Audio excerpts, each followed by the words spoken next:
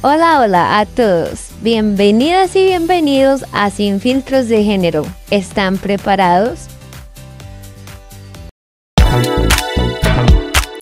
Hola, somos Sin Filtros de Género y hoy te damos la bienvenida a un nuevo episodio. En esta ocasión hablaremos de un tema que, aún en la actualidad, representa un gran desafío como lo es el enfoque de género en la política social.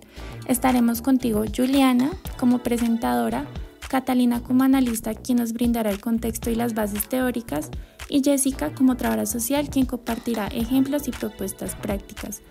Te contaremos qué significa este enfoque, por qué es tan importante y cómo desde el trabajo social contribuimos a su implementación.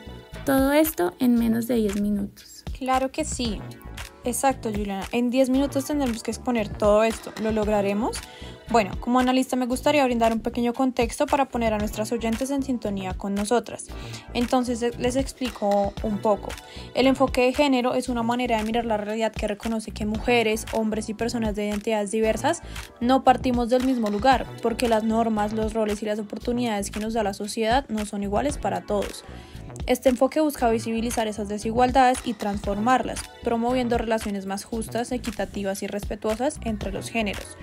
En otras palabras, aplicar un enfoque de género significa cuestionar las desigualdades y trabajar por una sociedad donde todas las personas tengamos las mismas posibilidades de desarrollo y participación. Ahora, si hablamos de políticas públicas con enfoque de género, no podemos olvidar una palabra clave: transversalidad. Porque no se trata de tener un programa aislado para mujeres, sino de que cada política, desde la salud hasta el transporte, incorpore la mirada de género en su diseño, ejecución y evaluación. La transversalidad implica que toda política pública, desde la salud hasta la infraestructura, pregunte ¿cómo afecta esto a mujeres, hombres y diversidades? Bueno, Juliana, esa es una excelente pregunta para empezar con mi intervención en este queridísimo podcast. Tú me preguntas cómo esto afecta a las mujeres, hombres y diversidades. Cuando hablamos de cómo un tema o situación afecta a mujeres, hombres y diversidades, lo primero que debemos reconocer es que el género atraviesa todas las dimensiones de la vida social, determina las oportunidades, los roles, las cargas emocionales y por supuesto hasta la forma de que cada persona vive el poder y la vulnerabilidad. Como trabajadora social y entendiendo las dimensiones sociales, les puedo decir que no hay impactos neutros. Una misma realidad puede significar cosas muy distintas según la posición de género, la clase social, la edad o la orientación sexual. Por ejemplo, una política laboral o una crisis económica puede reforzar la sobrecarga de cuidado en las mujeres, aumentar la presión de los hombres por cumplir el rol de proveedor o excluir a las personas no binarias de espacios laborales por prejuicios estructurales. Yo creo que aquí más bien lo importante no es hablar de las relaciones o diferencias biológicas, sino analizar esas relaciones de poder y desigualdades que se reproducen en lo cotidiano. Y así tener herramientas que nos puedan ayudar como diagnósticos de segregados, presupuestos con enfoque de género, capacitación institucional y sistemas de monitoreo con indicadores sensibles al género. Todo esto va desde las políticas públicas, pero lo que yo creo es que la visibilización es el primer paso que tendríamos que dar. Está muy bien eso que dice Jessica, de visibilizar y demás. Pero aquí hablando de política y de políticas públicas, ¿cuáles son las que hay en Colombia entonces? Adelante, Catalina. Bueno, para hablar de política pública en Colombia es importante que entendamos de qué se trata. Entonces, digamos que en Colombia existe una política pública de equidad de género que busca garantizar que todas las personas, especialmente las mujeres, puedan ejercer plenamente sus derechos en igualdad de condiciones. Esta política reconoce que históricamente las mujeres han enfrentado desigualdades y violencias estructurales y por eso plantea acciones concretas para reducir estas brechas. Está orientada a promover la autonomía económica de las mujeres, su participación política, el acceso a la educación, la salud y la vida libre de violencias. En pocas palabras, es una hoja de ruta para que el Estado, las instituciones y la sociedad trabajen juntos por una igualdad real y no solo formal entre los géneros. En Colombia la equidad de género no es solo un ideal, también está respaldada por políticas y documentos oficiales, como por ejemplo el COMPES 4080 y la Política Nacional de Equidad de Género, los cuales son instrumentos recientes que buscan que este enfoque se integre de verdad en los planes de desarrollo, en los presupuestos públicos y en las acciones de cada sector, es decir, que la igualdad no se quede en el discurso, sino que se refleje en decisiones concretas de Estado. Bueno, Y para complementar, obviamente desde el trabajo social, aplicar el enfoque de género no significa solo hablar de diferencias entre hombres y mujeres, eso pues significa mucho más.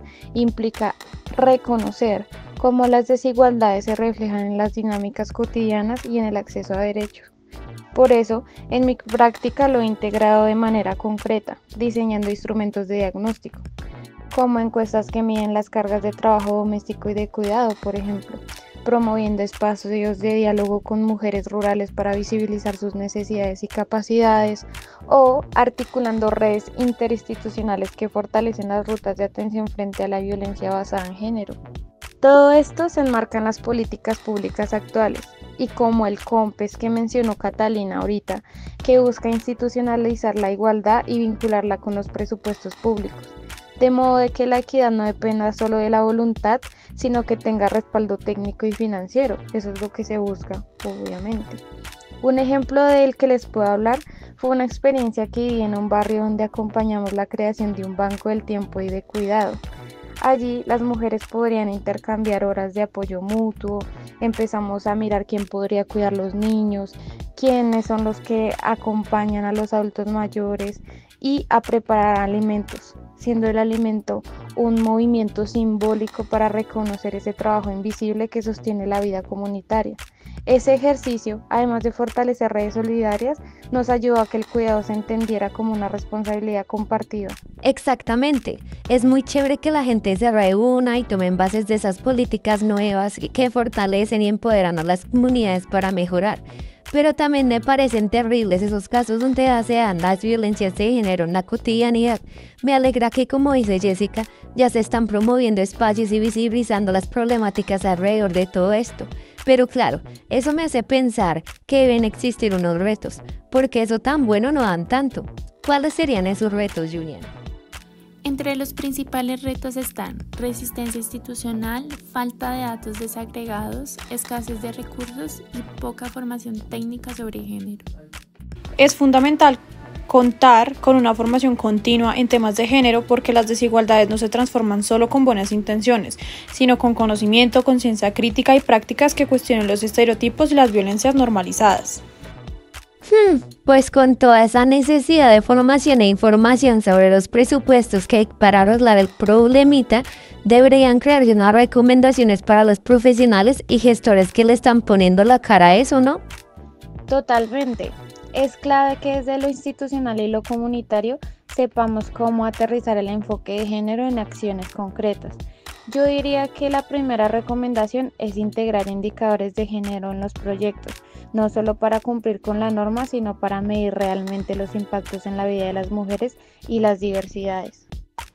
También me parece fundamental capacitar a los equipos técnicos, porque sin formación no hay transformación, y acompañar esos procesos con presupuestos sensibles al género, tal como lo propone el nuevo COMPES de equidad de género. Y algo que no puede faltar: crear los espacios reales de participación comunitaria donde hombres, mujeres y diversidades puedan incidir en las decisiones, porque al final esas políticas públicas solo cobran sentido cuando se construyen desde las voces y experiencias de quienes las viven día a día. Bueno, después de escuchar todas esas recomendaciones, queda claro que el enfoque de género no solo se trata de teoría, sino de acciones concretas, presupuestos con sentido y profesionales comprometidos que hacen la diferencia. Si te interesa incorporar el enfoque de género en tu práctica, si, como dice Juliana, a usted le interesa incorporar el enfoque de género en su práctica y lo quiere aplicar en su cotidianidad, ya sea como profesional o como ciudadano, empiecen a revisar las políticas, empaparse de eso es el primer paso. La política no es algo ajeno y recuerden, lo personal también es político. Y desde el trabajo social, sigamos construyendo políticas públicas que transformen realidades. Hasta un nuevo episodio entonces. Chau, chau.